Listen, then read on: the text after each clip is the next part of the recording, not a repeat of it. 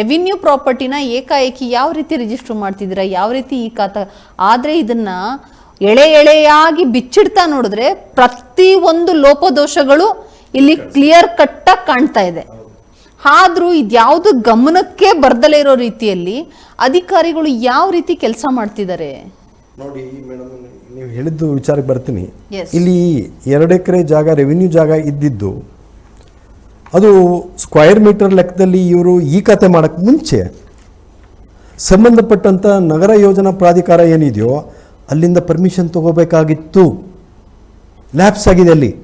ಅವ್ರದ್ದು ಏನೂ ಪರ್ಮಿಷನ್ ತಗೊಳ್ಳದೆ ಇಲ್ಲಿಯ ಮಹಾನಗರ ಪಾಲಿಕೆಯ ಅಧಿಕಾರಿಗಳು ಸರ್ವಾಧಿಕಾರಿಗಳಂತೆ ವರ್ತಿಸಿ ಈ ಖಾತೆಯನ್ನು ಮಾಡಿದ್ದಾರೆ.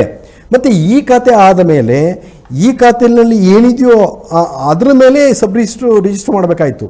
ಅಂದರೆ ಅವರು ಈ ಆಸ್ತಿಗೆ ಚದರ ಮೀಟರ್ ಲೆಕ್ಕದಲ್ಲಿ ರಿಜಿಸ್ಟರ್ ಮಾಡಿ ಅದಕ್ಕೆ ಸ್ಟ್ಯಾಂಪ್ ಡ್ಯೂಟಿ ತಗೋಬೇಕಾಗಿತ್ತು. ಅಂದರೆ ಸ್ಟ್ಯಾಂಪ್ ಡ್ಯೂಟಿ ತಗೊಳ್ಳೋದ್ರಲ್ಲೂ ತುಂಬಾ ಲೋಪದೋಷಗಳಾಗಿದೆ ಸರ್.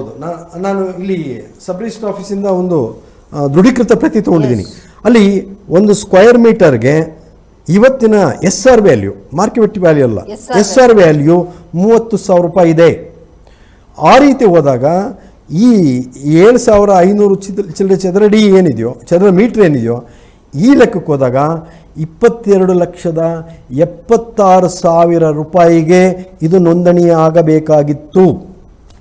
ಅಂದರೆ ಸ್ಟ್ಯಾಂಪ್ ಡ್ಯೂಟಿ ಕದ್ದಿದ್ದಾರೆ ಇಲ್ಲಿ, ಸ್ಟ್ಯಾಂಪ್ ಡ್ಯೂಟಿ. ಮತ್ತು ಯಾವುದೇ ವ್ಯಕ್ತಿ ಈ ರೀತಿ ಸ್ಟ್ಯಾಂಪ್ ಡ್ಯೂಟಿಯನ್ನು ಕಮ್ಮಿ ಮಾಡಿಸಿ ನೋಂದಣಿ ಮಾಡಿಸ್ಕೋಬೇಕಂದ್ರೆ ಅದಕ್ಕೆ ಸರ್ಕಾರದ ಅನುಮತಿ ಬೇಕು, ಪರ್ಮಿಷನ್ ಬೇಕು. ಯಾವುದೂ ಇಲ್ಲ ಇಲ್ಲಿ.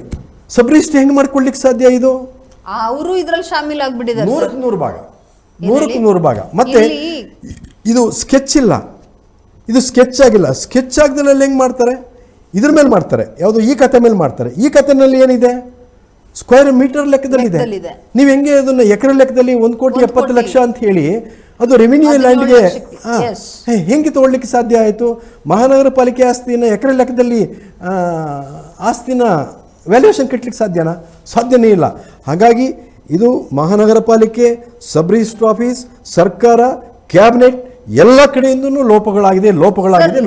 ನಾವು ಸರ್ಕಾರದ ಮೇಲೆ ಹೊಣೆ ಹೊರಿಸೋಕ್ಕೂ ಮುಂಚೆ ಸರ್ಕಾರದ ಗಮನಕ್ಕೆ ತರ್ತಕ್ಕಂಥ ಅಧಿಕಾರಿಗಳ ಲೋಪದೋಷನೇ ಇಲ್ಲಿ ಬಹುತೇಕ 99% ಅಧಿಕಾರಿಗಳ ಲೋಪದೋಷನೇ ಎದ್ದು ಕಾಣ್ತಾ ಇದೆ ಸರ್ ಈ ಒಂದು ವಿಚಾರದಲ್ಲಿ. ಯಾಕೆ ಅಂದ್ರೆ ಸರ್ಕಾರಕ್ಕೆ ಇವ್ರು ಏನೇ ಒಂದು ಕಳಿಸ್ಬೇಕಾದ್ರೂ ಕೂಡ first everything will be examined.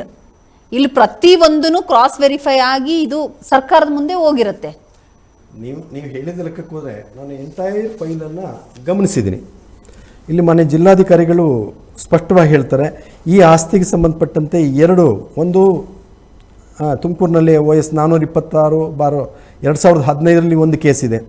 ಮತ್ತು ಇದಕ್ಕೆ ಸಂಬಂಧಪಟ್ಟಂತೆ ಮಾನ್ಯ ಉಚ್ಚ ನ್ಯಾಯಾಲಯ, ಕರ್ನಾಟಕ ಉಚ್ಚ ನ್ಯಾಯಾಲಯದಲ್ಲಿ ಒಂದು ರಿಟ್ ಪಿಟಿಷನ್ ಇದೆ, 24ರಲ್ಲಿ ಒಂದು ರಿಟ್ ಪಿಟಿಷನ್ ಇದೆ. ಆ ಎರಡನ್ನೂ ಉಲ್ಲೇಖ ಮಾಡ್ತಾರೆ. ಉಲ್ಲೇಖ ಮಾಡಿ 2023 ಸರ್ಕಾರ ಆದೇಶ ಪ್ರಕಾರ ಇದನ್ನು ಹರಾಜಾಕೆ ಕೊಡಬೇಕು ಅಂಥೇಳಿ ಮಾನ್ಯ ಜಿಲ್ಲಾಧಿಕಾರಿಗಳು ಬರೆದಿದ್ದಾರೆ. ನನಗೆ ಡೌಟ್ ಇರೋದಿಲ್ಲ, ನಿಮ್ಮ ಗಮನಕ್ಕೆ ಏನಂತ ಹೇಳಿದ್ರೆ, ಎಂಟೈರ್ ಫೈಲ್ ಬಿಲ್ಡಪ್ ಆಗಿದೆಯಲ್ಲ, ಅಧಿಕಾರಿಗಳು, ನಗರಾಭಿವೃದ್ಧಿ ಇಲಾಖೆಯ ಅಧಿಕಾರಿಗಳು, ಚೀಫ್ ಸೆಕ್ರೆಟರಿವರೆಗೂ, ಫೈನಾನ್ಸ್ ಡಿಪಾರ್ಟ್ಮೆಂಟ್ ಅಧಿಕಾರಿಗಳು ಎಲ್ಲರೂ ಕೂಡ ಇದು ಗ್ರ್ಯಾಂಟ್ ಮಾಡೋಕ್ಕೆ ಬರಲ್ಲ, ಇದು ಕೊಡ್ಲಿಕ್ಕೆ ಬರಲ್ಲ ಅನ್ನುವಂಥದ್ದು ಸ್ಪಷ್ಟವಾಗಿ ಬರೀತಾರೆ.